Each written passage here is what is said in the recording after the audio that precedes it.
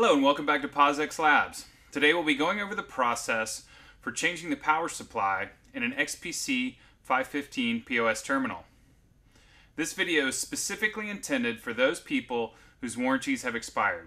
If your warranty is still in effect, please make arrangements to send your unit back to us and we will carry out this task for you. For this process, you're going to need a new power supply, a number 2 Phillips screwdriver, a pair of snips, and preferably some zip ties. And of course, an XPC 515 POS terminal. First thing we're going to do is go ahead and turn that terminal sideways, hold down the base, and tilt the face up. At this point, you'll notice there are thumb screws here and here on each side of the terminal. We're going to go ahead and loosen those thumb screws. They're spring loaded, so you'll be able to feel when they come free.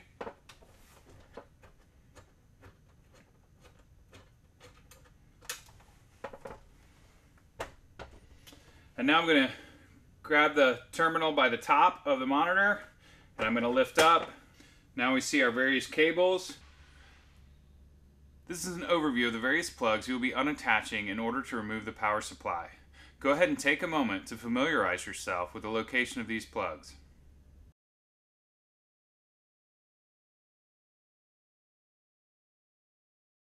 We're going to start disconnecting those. That's our next step. So we'll start here. We'll disconnect our inverter. We'll disconnect 2 cables from the hard drive.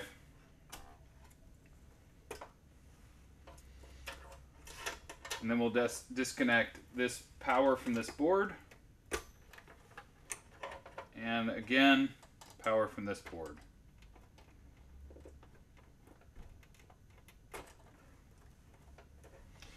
We'll disconnect right over here. This plug has a tab, so you need to pinch it and then pull up and out. And then we'll disconnect this large plug here. It too has a tab, so we need to pinch and pull up and out. And then there's also a smaller plug. At this point, we'll want to take our snips and we'll want to go along and snip these flex ties. Ensure that you have plenty of room. Make sure any of the other wires are out of the way. And then what I'll want to do is disconnect this plug, this black and yellow wire, from this other. So again, I'll take my snips, I'll cut this zip tie, and then I'll unplug this. So I should be clear to remove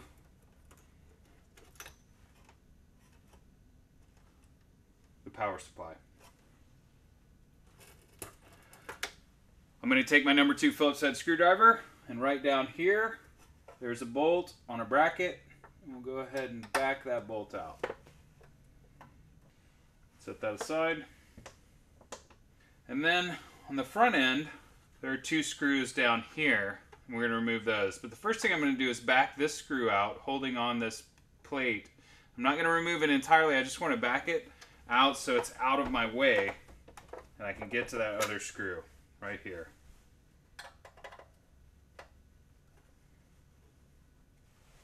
And I come down here and I remove this screw. Set that aside. Then there's one more right up here. Tilt this down, we can see it a little better right there. I'll go ahead and remove that one. And then we'll set that screw aside too. Right, now my power supply should be completely unattached, and I can pull it back and out. And there we go. At this point, you notice there's a plug here that connects to our power supply and it has 3 plugs on it. This may not come on your new power supply, so what you want to do is go ahead and remove that plug and set that aside so I can put it on my new power supply. You also may not have the bracket on your new power supply. If you do not, what you want to do is go ahead and remove these two screws and change that bracket out to your new power supply. My power supply is fine, so I'm not going to worry about it. Go ahead and set that aside. Take your new power supply and you're going to slide it down and in.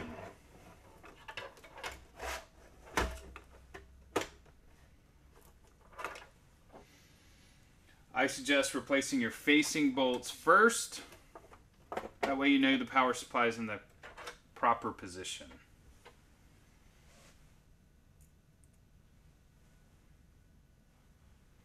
I suggest you replace this bottom bolt first.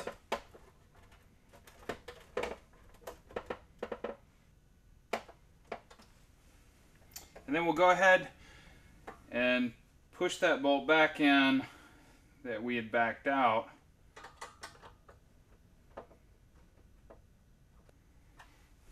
Go ahead and lift your monitor back up and we'll take our silver screw and we'll attach it to the back bracket right down here.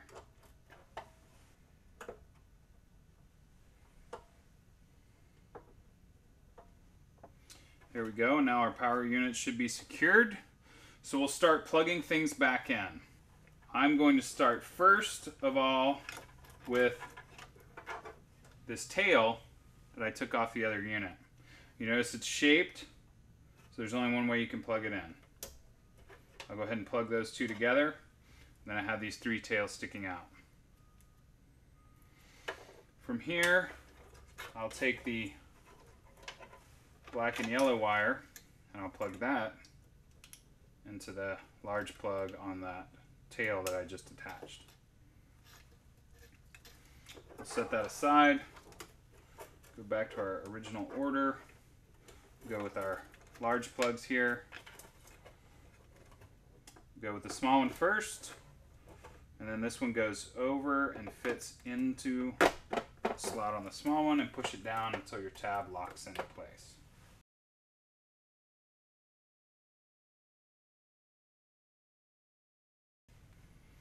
And then take this one, and that goes on the far side by the fan with the tab facing towards the inside of the machine.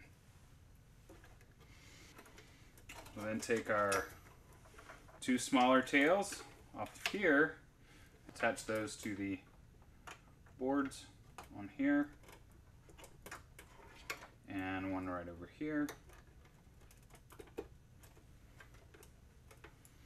Once that's done, we'll reconnect our hard drive. There. And then last but not least, we're going to attach our inverter. Alright, now all our plugs should be reattached. Everything should be good to go. Next we're going to do is we're going to take some flex ties and we're going to do a little cable management just to make sure that you don't have things flopping around in there and you don't get anything in your fan. So take these here, wrap those up.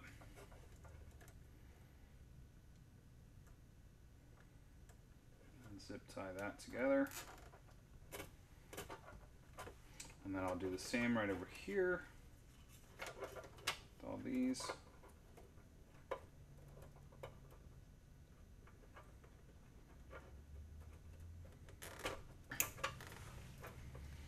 And then I want to clip these.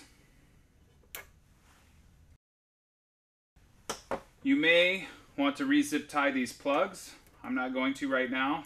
But if you have the zip ties, you can go ahead and do that just as they were when we opened the unit up. Then at this point, what you want to do is make sure that all your cables are laid in there nicely and that nothing's going to pinch when you close the cover. All right? So here we'll lower that cover down.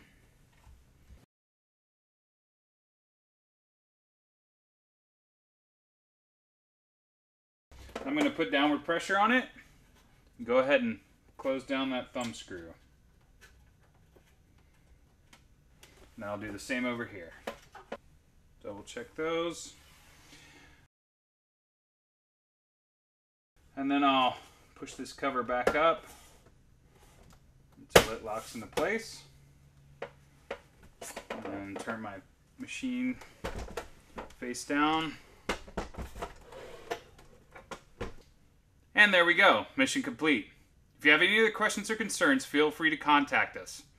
My name is Shane from POS-X Labs. Remember, POS-X, point of sale, simplified.